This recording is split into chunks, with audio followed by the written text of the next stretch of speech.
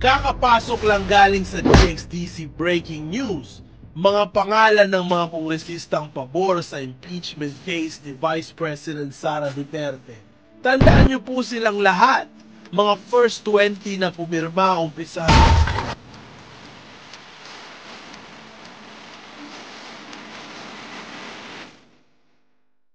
Natin ka.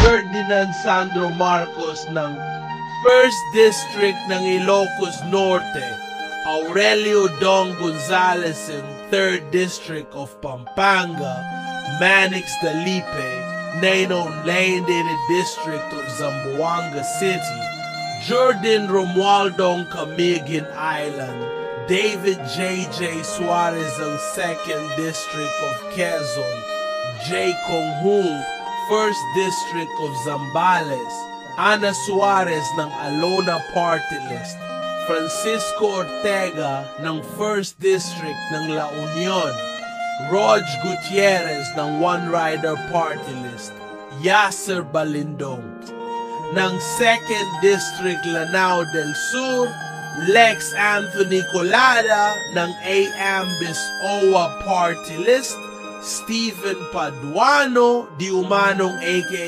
Boy Contempt, kumakatawan sa Abang Lingkod Party List, Jude Acidre ng Tingog Party List, Dan P. Hernandez aka Attorney Googleng Santa Rosa Laguna, Zia Alonto Adiong ng Lanao del Sur, Yeda Romualdez ng Tingog Party List ulit, Amparo Maria Zamora ng Taguig, Janet Garin ng 1st District ng Iloilo, Marvin Rilo ng 4th District ng Quezon City, Raul Boboy Tupas ng 5th District ng Iloilo Distrito.